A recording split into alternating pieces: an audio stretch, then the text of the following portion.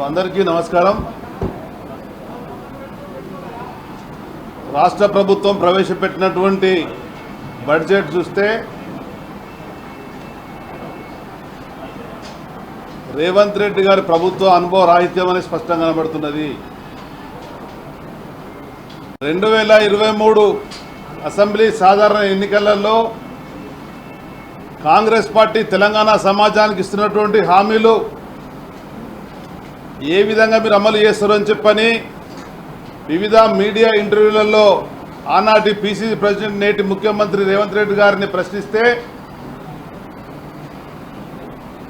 సంపద సృష్టిస్తాం, పేదలకు పంచుతాం అనేటువంటి స్పష్టమైన మాట ఇప్పుడు జరిగింది. దానికి అనుగుణంగా ఇన్ని వేల కోట్ల రూపాయలు ఖర్చు పెడతారనే మాట ఆచరణ సాధ్యమా అని చెప్పనంటే ఒక సంవత్సరం కడుపు కట్టుకుంటే సాధ్యమే అని చెప్పిన మాట చెప్పడం జరిగింది. మరి వాళ్ళ అసాధ్యమైనటువంటి పనులు మరి మీరు కడుపు కట్టుకోకపోవడం వల్లనే కావడం లేదా అనేటువంటి ప్రశ్న కూడా ఉత్పన్నమవుతున్నది.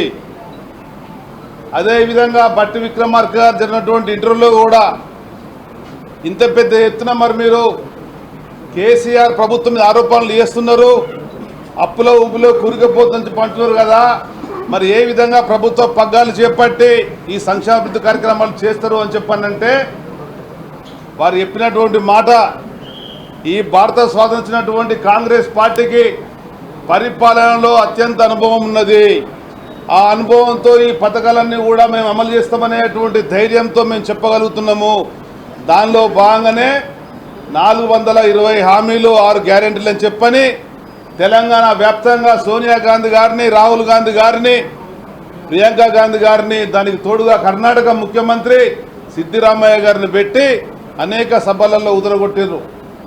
మీరు ఇచ్చినటువంటి ఆ డిక్లరేషన్లలో ఏది కూడా ఈ ఇచ్చినటువంటి ఈ బడ్జెట్ ప్రసంగంలో కనబడడం లేదు.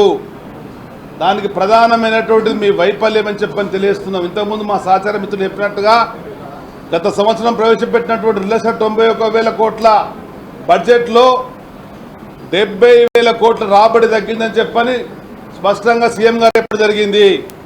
అటువంటి సందర్భంలో 3,04,000 కోట్ల పైగా బడ్జెట్తో ఏ విధంగా ముందుకు వచ్చారనే విషయం కూడా తెలంగాణ సమాజానికి ఈ కాంగ్రెస్ ప్రభుత్వం చెప్పాల్సిన బాధ్యత ఉన్నది. మీ యొక్క ఈ బడ్జెట్ చూసినప్పుడు వివిధ వర్గాలకు, వివిధ విభాగాలకు ఏ విధంగా అన్యాయం జరిగిందో స్పష్టంగా దాని ఉదాహరణలు 2-3 నిన్న మొన్న తీసుకున్నటువంటి ఒక ప్రతిష్టాత్మకమైనటువంటి బీసీ రిజర్వేషన్ బిల్లో కానీ, ఎస్సీ వర్గీకరణలో కానీ మీరు చెప్పినటువంటి మాటలు బీసీలకు 42% రిజర్వేషన్ ఇస్తున్నాము. భారత్ జోడో యాత్రలో రాహుల్ గాంధీ గారు జిస్కా ఆబాది వస్తున్నా ఇస్తా అని చెప్పిండు, దానికి అనుగుణంగా అన్నారు. మరి మీ బడ్జెట్ ప్రసంగంలో ఇలా బలహీన వర్గాలకు ఇచ్చినటువంటి నిధుల కేటాయింపు ఏ విధంగా ఉందో స్పష్టంగా కనబడుతున్నది. కామారెడ్డి డిక్లరేషన్లో సప్లాన్ అమలు చేస్తామని చెప్పని, మహాత్మా జ్యోతిబా ఫులే పేరు పెడతామని చెప్పని సంవత్సరానికి 20,000 కోట్లు ఇస్తామని చెప్పినటువంటిది గత సంవత్సరం 9,000 కోట్లు కేటాయిస్తే కేవలం 3,000 కోట్లు ఖర్చు పెట్టినట్టుగా ప్రభుత్వ లెక్కలు చెప్తున్నాయి.